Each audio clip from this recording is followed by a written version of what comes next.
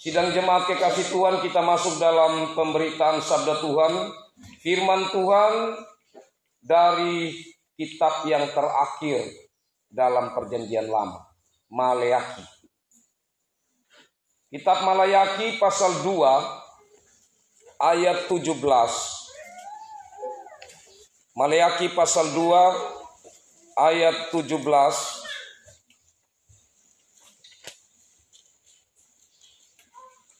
Dan dilanjutkan pasal 3 ayat 1 sampai 5. Maleakhi pasal 2 ayat 17. Dilanjutkan pasal 3 ayat 1 sampai 5.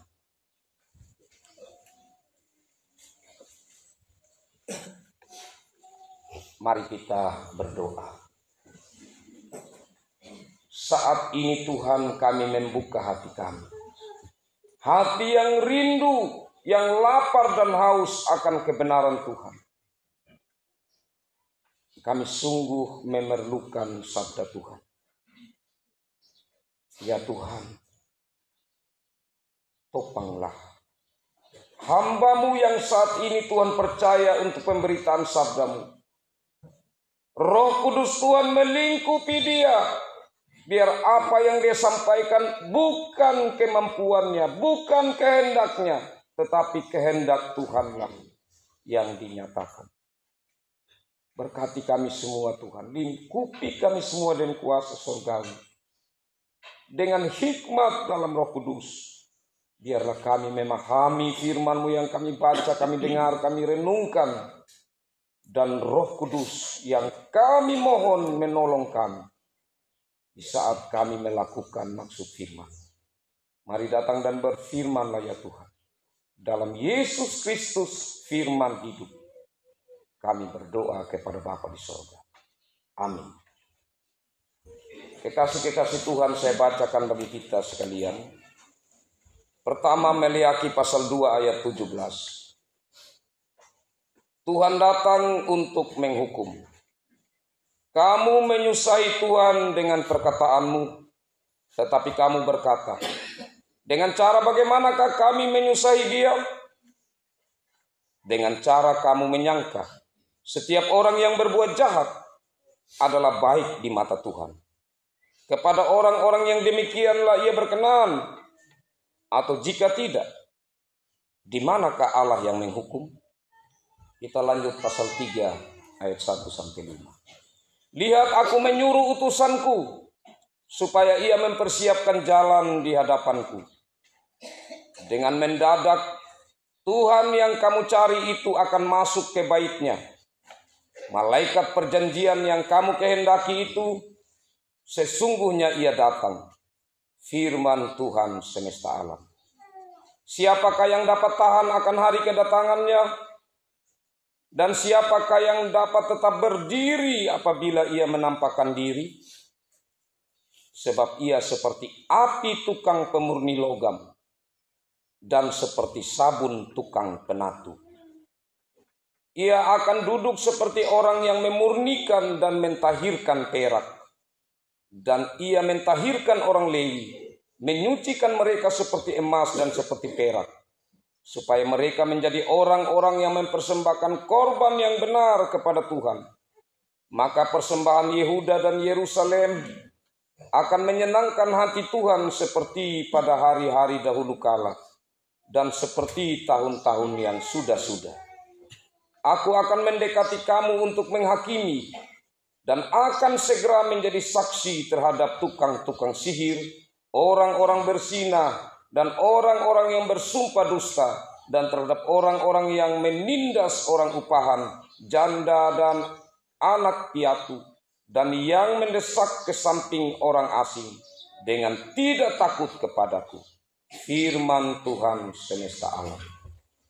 Demikian bagian sabda Tuhan ini, saudara-saudara kekasih Tuhan. Berbahagialah saya dan saudara yang selalu rindu membaca firman Tuhan, rindu selalu mendengar firman Tuhan, bersedia untuk merenungkan firman Tuhan, dan berkomitmen selalu untuk melakukan sabda Tuhan dalam hidup sehari-hari.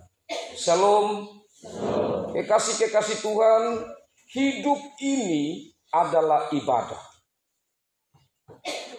setelah Tuhan menciptakan segala sesuatu pada permulaannya, di hari yang terakhir Tuhan memberkati hari ketujuh.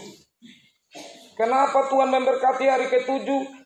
Karena hari ketujuh itulah menjadi hari yang Tuhan khususkan untuk segala ciptaannya, terkhususnya manusia sebagai gambar dan rupanya, bersekutu dengan Dia, membangun sebuah hubungan yang intim dengan Tuhan. Kekasih-kekasih Tuhan. Jadi dari permulaan Tuhan menghendaki bahwa semua ciptaan, terlebih khususnya manusia, hidup beribadah kepada Tuhan. Hidup untuk kemuliaan nama Tuhan.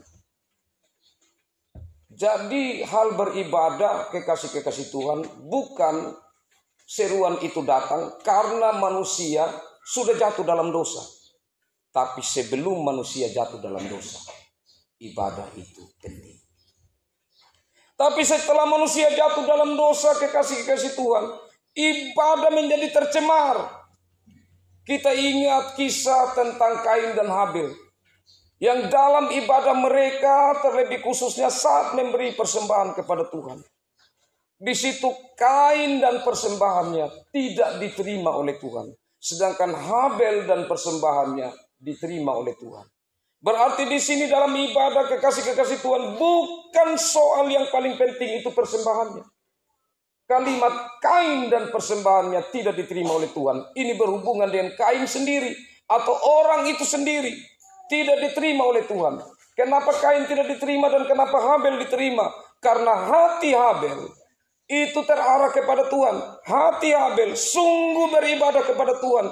Imannya sungguh terikat dengan Tuhan. Itu juga yang pada akhirnya membuat persembahannya dia pasti berikan yang terbaik untuk Tuhan. Dan yang terbaik bukan soal jumlah, tetapi yang terbaik soal nilai yang keluar dari hati. Yang baik yang kita mau berikan kepada Tuhan. Nah, tentang hal ini, kekasih-kekasih Tuhan, menjadi sebuah panggilan yang kalau kita lihat dalam sejarah Alkitab, khususnya Perjanjian Lama, bagaimana Allah memanggil umatnya supaya terus beribadah kepada Dia. Mulai dari Nuh. Kita ingat bahwa setelah peristiwa air bah, Nuh kemudian membangun mezbah dan memberi persembahan kepada Tuhan, atau beribadah kepada Tuhan. Sampai kemudian kepada Abraham, Ishak, Yakub, Musa, Daud, dan selanjutnya panggilan itu terus Tuhan gaungkan lewat secara langsung, lewat malaikat utusannya atau lewat para nabi. Tetapi kenyataannya, Bapak Mama kekasih Tuhan, umat yang di dalamnya Tuhan sudah berkati untuk beribadah kepada Tuhan, umat yang sudah jatuh di dalam dosa tetapi Tuhan sudah ikat perjanjian dengan mereka, yang di dalamnya ada pengharapan besar yang Tuhan janjikan kepada mereka. Tetapi umat itu terus memberontak terhadap Tuhan. Dan hal ibadah ini bukan hal yang main-main, kekasih-kekasih Tuhan. Terlebih khususnya tentang di saat secara persekutuan datang menyembah kepada Tuhan. Jadi hidup ini adalah ibadah, tetapi ada waktu seperti hari ini, waktu yang dikhususkan untuk datang secara persekutuan menyembah Tuhan. Itu tidak main-main. Dalam Perjanjian Lama kita ingat, waktu Musa ada di atas Gunung Sinai menerima 10 hukum Tuhan, apa yang terjadi? Karena mereka menanti Musa yang lama, kan 40 hari 40 malam di atas Gunung Sinai. Mereka di bawah mulai bilang, Harun, lebih baik kita cari jalan lain. Akhirnya Harun menuruti, maka diambillah segala anting-anting emas yang dibawa dari Mesir dan dibuatlah patung lembu emas, dan mereka menyembah patung itu. Tuhan murka saat Musa turun menemui bangsa Israel, sampai akhirnya Musa membanting 2 loh batu yang tulisan tangan Tuhan itu. Tapi itu menunjukkan sebenarnya bukan saja hati Musa, tetapi menunjukkan hati Tuhan yang murka kepada umat Israel waktu itu. Dan apa yang terjadi, Bapak Mama kekasih Tuhan? Tuhan dalam murkanya kemudian memberikan satu perintah supaya orang-orang saat itu yang hati mereka sudah terpaut memberontak terhadap Tuhan atau terpaut dengan berhala itu harus dimusnahkan. Jadi waktu itu peristiwa itu 3.000 orang dibunuh, 3.000 orang harus mati. Menandakan bahwa ibadah itu bukan hal yang main-main. Dan kemudian kekasih-kekasih Tuhan, saya ingatkan sedikit tentang khotbah minggu yang lalu. Tentang Yeremia. Bagaimana Nabi Yeremia datang hadir di tengah-tengah umat Israel, dipanggil oleh Tuhan dalam usia yang masih muda. Sekitar tahun 600-an sebelum Masehi waktu itu. Umat Israel sungguh telah memberontak membelakangi Tuhan. Mereka tidak lagi mau beribadah kepada Tuhan. Hati mereka lebih condong beribadah kepada berhala-hala. Berhala-berhala. Beberapa berhala yang mereka temui. Hati mereka mau berhala ini, mau berhala itu, mau berhala yang mana. Tapi yang pasti adalah berhala yang paling utama adalah diri mereka sendiri. Karena mereka lah yang memilih. Berhala ini saya mau sembah, berhala ini saya mau sembah. Saya tidak lagi mau menyembah Tuhan. Dalam kenyataan seperti itu, Yeremia datang dan menyampaikan akan berita penghukuman dari Tuhan. Kalau kamu berada dalam keadaan seperti ini, terus kamu akan dihukum oleh Tuhan. Tapi apa kata mereka? Hei kamu, siapa kamu? Kenapa kamu memberitakan hal yang menakutkan bagi kami? Tidak mungkin Tuhan akan menghukum kami. Mereka menangkap Nabi Yeremia, mereka menyiksanya, mereka pasung dia karena mereka pikir dia orang gila, dan kemudian mereka masukkan dia dalam penjara. Betapa Nabi Tuhan yang menyampaikan berita yang benar dari Tuhan, berita pertobatan dari Tuhan, tetapi justru dia yang ditangkap dan dianiaya. Kekasih-kekasih Tuhan. Dan selanjutnya apa yang disampaikan oleh Nabi Yeremia benar-benar terjadi. Pada tahun 586 tepatnya sebelum Masehi, Raja Babel Nebukadnezar menyerukan untuk para tentaranya menyerang Yerusalem Yehuda.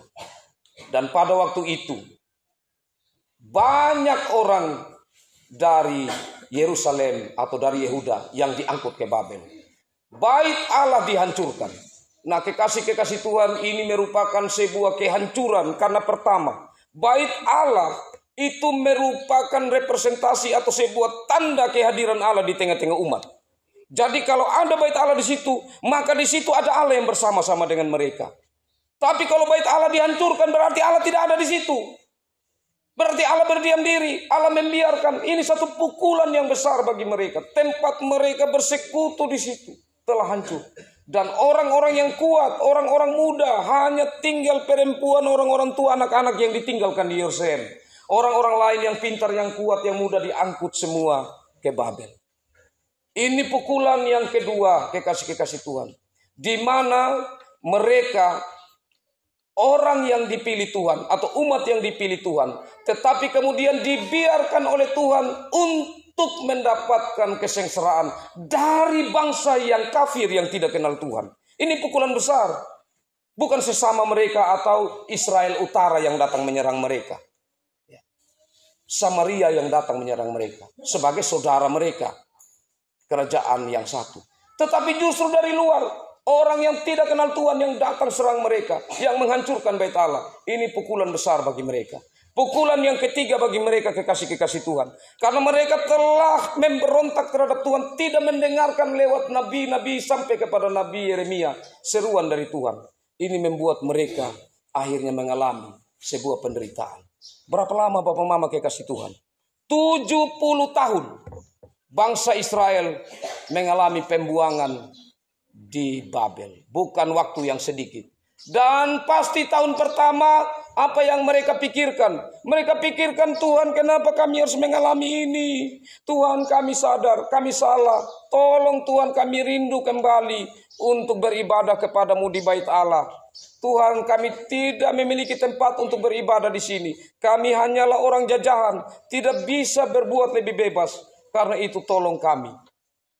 Nah, dan kekasih-kekasih Tuhan, selama masa pembuangan bangsa Israel 70 tahun di Babel, Tuhan tetap memperhatikan mereka di sana. Tuhan tetap berbicara kepada mereka lewat para nabinya. Bahkan saat itu Tuhan juga berbicara kepada orang Israel yang ada di Yerusalem.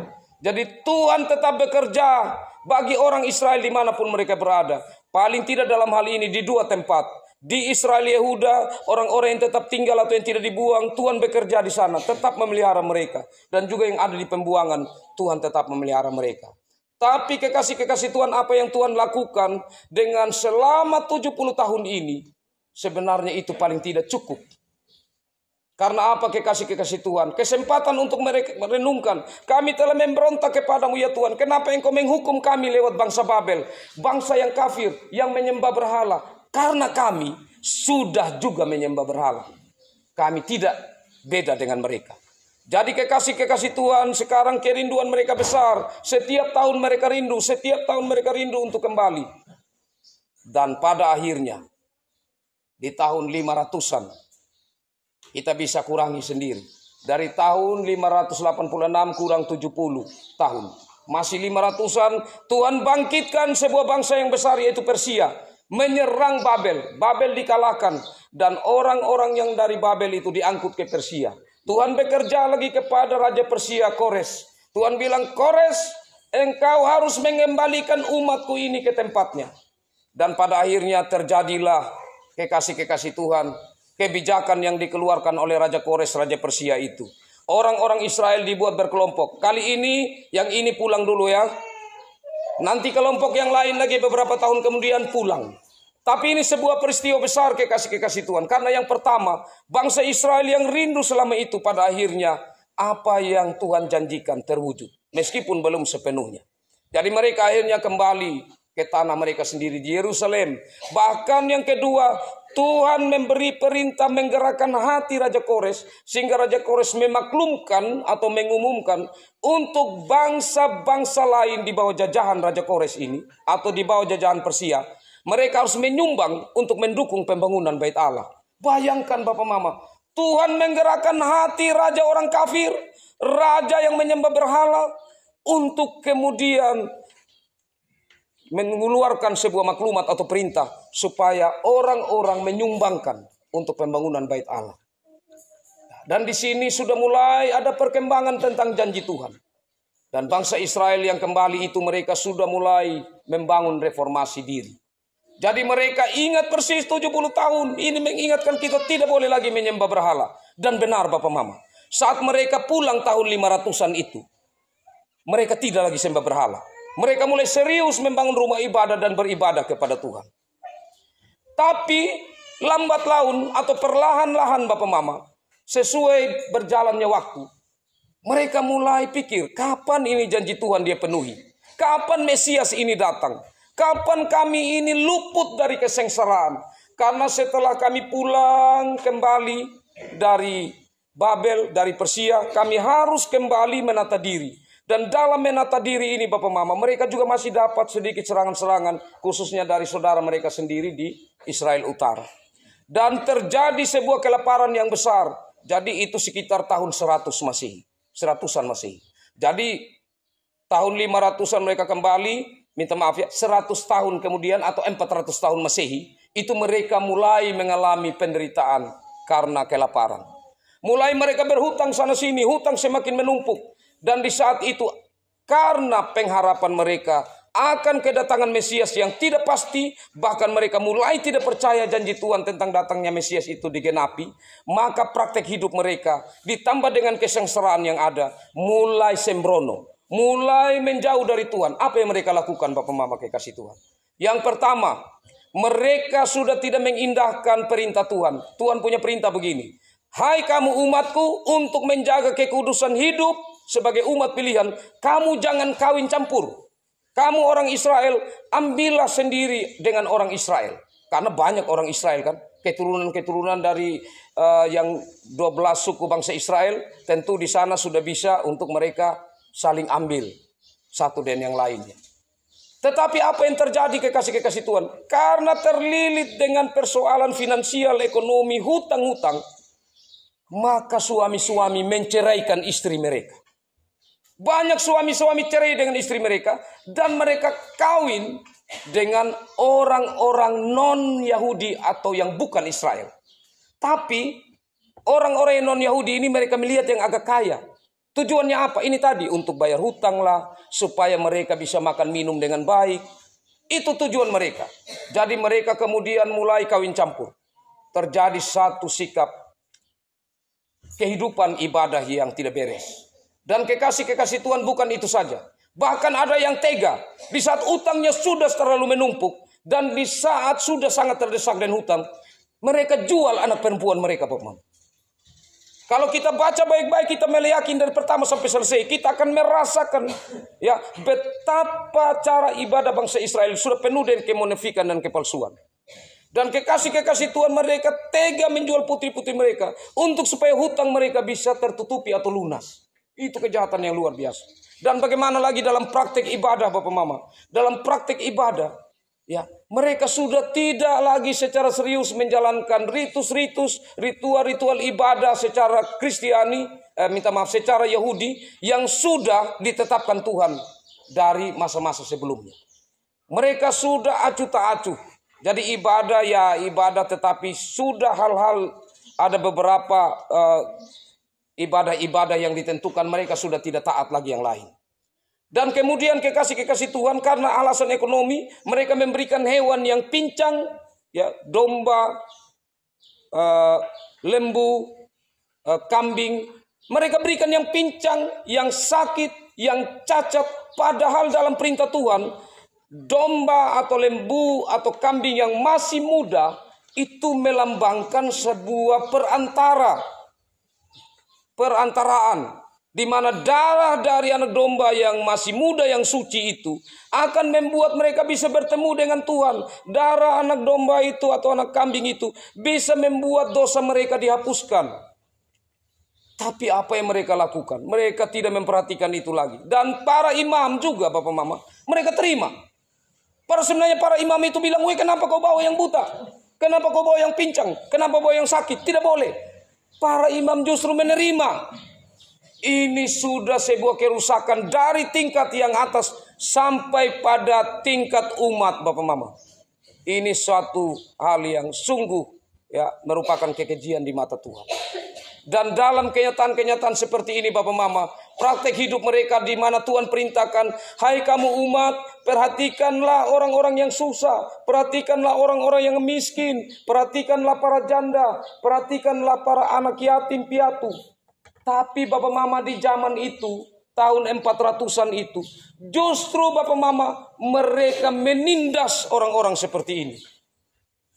Dan di zaman siapakah ini Bapak Mama?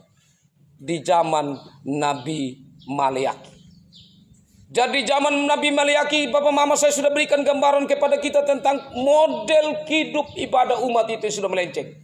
Satu yang menjadi dasar pemikiran mereka, pengharapan mereka kepada Tuhan sudah terganggu.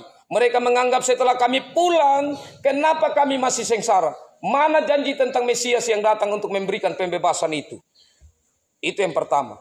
Yang kedua, kenapa Tuhan tetap membiarkan bangsa-bangsa lain? Di manakah keadilan Tuhan? Kenapa kami sengsara? Tapi bangsa yang menyembah berhala mereka hidup enak. Inilah yang menjadi landasan pikir mereka. Mereka mulai secara perlahan tapi pasti beralih beribadah dari Tuhan. Mereka mulai memilih beribadah menurut suka hati mereka sendiri. Jadi di sini Bapak Mama tidak ada penyembahan berhala, tetapi mulai terbukti bahwa diri mereka sendiri menjadi berhala. Mereka mulai membuat segala sesuatu melenceng dari apa yang Tuhan perintahkan, yang Tuhan tetapkan, yang Tuhan sudah atur. Mereka mau mengatur menurut pandangan mereka sendiri. Dan dalam kenyataan inilah Tuhan datang berbicara lewat Nabi Maleakhi. Kalau kita baca kitab Maleakhi ini, kekasih-kekasih Tuhan, di situ ada dialog. Ada dialog antara Tuhan dengan umat. Kita lihat pasal 2 ayat 17 tadi, Bapak Mama kekasih Tuhan. "Kamu menyusahi Tuhan dengan perkataanmu, tetapi kamu berkata, dengan cara bagaimanakah kami menyusahi Dia? Dengan cara kamu menyangka setiap orang yang berbuat jahat adalah baik di mata Tuhan. Kepada orang-orang yang demikianlah Ia berkenan, atau jika tidak, di manakah Allah yang menghukum itu?" Bapak Mama kekasih Tuhan, mereka buat yang tidak baik, tapi bagi mereka itu sudah baik. Kenapa Bapak Mama kekasih Tuhan? Karena itu mereka sudah mulai seperti ini, kurang ajar Bapak Mama. Mereka seperti mau mengatakan kepada Tuhan begini, Tuhan, kalau memang Engkau adil, kenapa Kau tidak hukum itu orang di sana yang tidak menyembah Engkau, yang hidup tidak beribadah kepada Engkau, tetapi malah mereka hidup baik? Kenapa kami ini yang sudah beribadah kepada Engkau, tetapi justru kami hidup susah, kami hidup sengsara? Kalau begitu lebih baik kami kawin dengan mereka. Dorang tambah ini buat Apa yang Tuhan perintahkan, memberontak. Ini kekasih-kekasih Tuhan, sebuah perilaku hidup yang sangat-sangat membuat Tuhan murka. Tetapi kekasih Tuhan, di tengah-tengah keberadaan yang seperti itu, lewat Nabi Meliaki, Tuhan tetap menyatakan tentang janjinya, tetap meneguhkan janjinya. Lewat Nabi Meliaki, Tuhan mau mengatakan kepada umat, jangan lemah, jangan pudar akan pengharapanmu. Karena dengan pudar pengharapanmu, maka kehidupan rohanimu akan sangat menurun atau degradasi. Sangat-sangat merosot. Tidak boleh. Itu kekasih-kekasih Tuhan yang terjadi. Dan kemudian berita pengharapan itu kita lihat dari pasal 3. Lihat, aku menyuruh utusanku supaya ia mempersiapkan jalan di hadapanku. Siapakah yang mempersiap jalan bagi Tuhan, Bapak Mama? Siapa? Di perjanjian baru yang mempersiapkan jalan bagi Tuhan Yesus siapa? Yohanes siapa? Ya, harus lengkap. Itu Yohanes Pembaptis. Sudah dinyatakan di akhir dari perjanjian lama ini atau di kitab Meliaki. Lihat, aku menyuruh utusanku supaya ia mempersiapkan jalan di hadapanku. Dan kemudian kita lihat bagian kalimat ini. Dengan mendadak, Tuhan yang kamu cari itu akan masuk ke baitnya. Malaikat perjanjian yang kamu kehendaki itu, sesungguhnya ia datang, firman Tuhan semesta alam. Siapakah malaikat perjanjian itu, Bapak Mama? Siapa? Tuhan Yesus. Yesus Kristus. Dialah malaikat perjanjian itu. Kenapa Yesus Kristus disebut sebagai malaikat? Kalau kita perhatikan Alkitab khususnya perjanjian lama, kita akan temukan banyak kata malaikat dengan huruf besar. Itulah pribadi Yesus Kristus. Karena Yesus Kristus adalah pemimpin para malaikat. Dia yang tertinggi dari antara para malaikat. Para malaikat menyembah dia. Kita ingat saat kedatangan Yesus Kristus. Siapa yang diutus Allah untuk menyampaikan tentang kedatangan Yesus Kristus? Para malaikat. Malaikat Gabriel turun menyampaikan hal itu kepada Maria. Pada saat Yesus lahir, siapa yang menyampaikan berita kelahirannya kepada para gembala? Yaitu para malaikat. Seorang malaikat menyampaikan, kemudian tiba-tiba datang malaikat-malaikat yang lain. Bala tentara Allah memuji memuliakan akan kelahiran Yesus Kristus. Muliakan dia. Dia yang ada di tempat yang maha tinggi. Damai sejahtera di bumi. Kekasih-kekasih Tuhan. Malaikat perjanjian itu adalah Tuhan Yesus. Berita ini kekasih-kekasih Tuhan. Seharusnya mereka resapi. Tapi apa yang terjadi Bapak Mama? Memang mereka ingin cepat-cepat. Mereka menanti. Tadi saya katakan tahun 400-an ya. Peristiwa ini terjadi dan Nabi Meliaki itu tampil. Setelah itu Bapak Mama, Tuhan tidak bicara lagi. Tuhan berdiam diri. Jadi sejak zaman Meliaki tahun 400-an sampai tahun 1 Masehi. Jadi tadi sebelum Masehi. Tahun 400-an sebelum Masehi. Sampai tahun 1 Masehi. Sampai tahun 2 Masehi. Sampai tahun 3 Masehi. Maka baru di situ malaikat perjanjian ini dinyatakan. Pertama-tama lahirlah seorang yang bernama Yohanes Pembaptis. Ya. Dan kemudian beberapa bulan kemudian, kurang lebih 6 bulan kemudian, lahirlah Yesus Kristus. Yohanes Pembaptis tampil duluan dan kemudian Yesus Kristus tampil. Yohanes Pembaptis datang untuk menyatakan berita pertobatan. Hai umat, dia akan datang. Siapkanlah hatimu. Murnikanlah hatimu. Kuduskanlah dirimu, sucikanlah dirimu, tahirkanlah dirimu dari segala dosa-dosa. Ibarat emas, engkau harus mengalami pembakaran diri. Karena sebentar yang datang ini, dia adalah api yang menyala-nyala dan bisa menghanguskan. Dan di saat engkau belum mempersiapkan diri, engkau akan hangus. Nah, kekasih-kekasih Tuhan. Berita yang disampaikan oleh Yohanes Pembaptis ini, di mana Yohanes Pembaptis sebagai nabi yang terakhir yang diutus oleh Tuhan. Dalam sejarah Tuhan berbicara kepada bangsa Israel. Setelah 400 tahun Tuhan berdiam diri, tidak berbicara. Kemudian pada awal tahun Masehi, Tuhan menyampaikan berita ini kepada nabi yang terakhir, yaitu Yohanes Pembaptis. Dan disitulah Bapak Mama kekasih Tuhan, berita tentang pemurnian diri, tentang pertobatan itu disampaikan. Supaya umat menyiapkan diri akan datang Yesus Kristus itu. Supaya jalan yang berliku-liku supaya lurus, supaya yang berlubang-lubang supaya rata, supaya yang berbukit-bukit supaya rata. Artinya hati pikiran yang berbengkok-bengkok yang berliku-liku, yang tidak lurus, yang tidak rata, harus diratakan. Supaya jalan itu bisa sampai kepada kita. Atau Yesus itu bisa kita terima. Dan ternyata memang benar kekasih-kekasih Tuhan. Hanya orang-orang yang membuka hati mereka yang kemudian menerima Yesus. Tetapi orang-orang mengeraskan diri mereka. Apa yang terjadi? Mereka justru menyalibkan Yesus. Tapi kekasih-kekasih Tuhan, kembali kepada yang tadi. Di mana perilaku-perilaku dari para imam yang sudah tidak mau mengingatkan umat. Yang menerima persembahan-persembahan yang tidak benar untuk menjadi korban persembahan kepada Tuhan. Hal itu Bapak Mama berlaku selama 400 tahun. Kenapa berlaku sampai 400 tahun? Kita ingat bagaimana watak, bagaimana karakter, bagaimana cara atau pola hidup dari para ahli Taurat, para orang Farisi, para orang Saduki, di mana mereka adalah orang-orang yang dipandang sebagai yang memegang perintah Tuhan. Apa perilaku mereka? Yesus mengatakan, "Hai kamu orang-orang munafik." Yesus katakan itu kepada siapa? Kepada para ahli Taurat, kepada orang Farisi. Karena apa? Kamu itu ibarat kuburan. Di luarnya indah sekali, tapi di dalamnya apa? Tulang belulang. Kamu itu ibarat sebuah piring ya, yang di bagian dalamnya itu kelihatan bersih, ya. Tetapi di luarnya itu kotor sekali. Jadi Yesus mengatakan itu kepada siapa? Kepada para keturunan imam ini. Supaya apa? Supaya mereka mengingat kembali apa yang disampaikan oleh Tuhan di perjanjian lama, terlebih khususnya dalam Meleaki. Bahwa seruan kepada para orang Lewi, pada para imam, seruan pertobatan yang sangat penting. Karena mereka lah pemimpin gerejawi. Minta maaf, pemimpin agama Yahudi.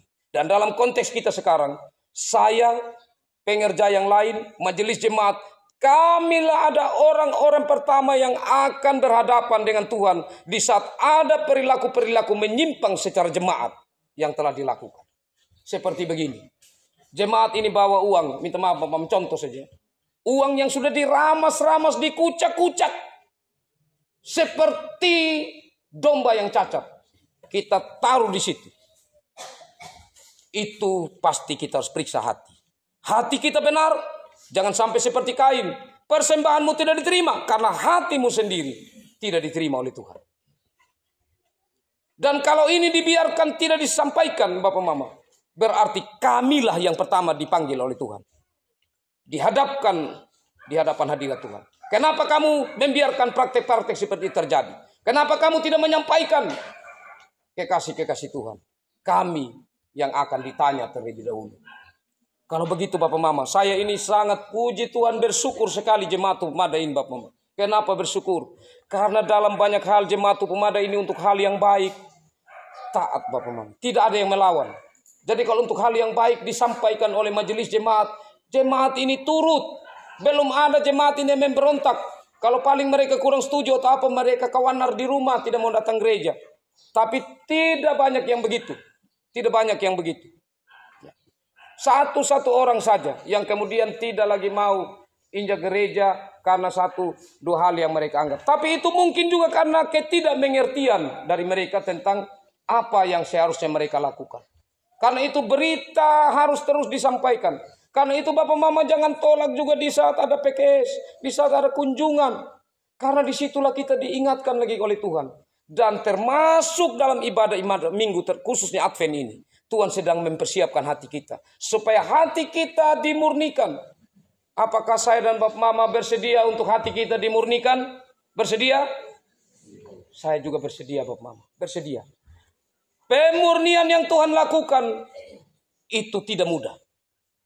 Kalau emas mau dimurnikan harus dibakar. Kalau saya dan Bapak Mama mau dimurnikan harus bersedia menerima ujian dari Tuhan. Harus menerima bila kita melakukan kebenaran, kita sengsara. Bahkan di saat kita tidak berbuat hal yang jahat, tapi kita mengalami penderitaan, harus kita bersedia dimurnikan oleh Tuhan. Sekarang kita masuk pada minggu-minggu Advent, tidak lama lagi Natal, maka pertama-tama Bapak Mama siapkan hati kita. Siapkan hati kita, karena kita akan menyambut sang terang itu. Kita akan semakin dekat dengan dia, semakin melihat mana yang belum murni dalam diri kita. Mana yang masih tercemar dalam diri kita. Untuk kita terus diperbaharui menjadi seperti Kristus. Untuk kita terus dimurnikan menjadi seperti Kristus. Kalau itu terjadi, maka pasti ada pertumbuhan iman. Karena kita terus berupaya untuk memberi diri dimurnikan oleh Tuhan. Yang kedua dan yang terakhir, kekasih-kekasih Tuhan, bahwa pengharapan kita harus semakin teguh di dalam Tuhan. Apa pengharapan kita, Bapak Mama, kekasih Tuhan? Peristiwa Natal ada dua sisi. Yang pertama, kita mengenang kembali bahwa penebusan yang dilakukan oleh Allah itu datang melalui Yesus Kristus yang menjadi manusia. Kita mengenang kembali Yesus Kristus yang datang menjadi manusia itu lewat kelahirannya. Tapi hal yang kedua, bahwa dengan peristiwa Natal, kita diteguhkan iman untuk menantikan kedatangan Tuhan Yesus yang kedua kali. Jangan sampai kita seperti bangsa Israel di zaman Nabi Meliaki, di mana di sana pengharapan mereka hilang. Karena pengharapan mereka hilang, mereka hidup sembrono. Beribadah mereka menjadi palsu dan munafik. Mereka datang beribadah tetapi sebenarnya mereka bukan hati mereka untuk beribadah. Mereka pulang tidak ada sesuatu yang mereka bawa pulang untuk menjadi panduan dalam hidup mereka. Tapi hari ini setelah saya dan saudara mendengar firman Tuhan ini, kita kembali harus teguh pengharapan kita. Yesus akan datang yang kedua kalinya. Dia datang sebagai hakim yang adil dan benar. Kita akan berdiri di hadapan hadiratnya. Kita memang gentar karena dia Allah yang besar. Tetapi kita berani berdiri karena kita telah melakukan apa yang menjadi kehendaknya. Menjadi anak-anak terang yang terus memperbarui hidup kita untuk semakin menjadi seperti Kristus. Tuhan memberkati firman-Nya dan memberkati kita semua. Amin.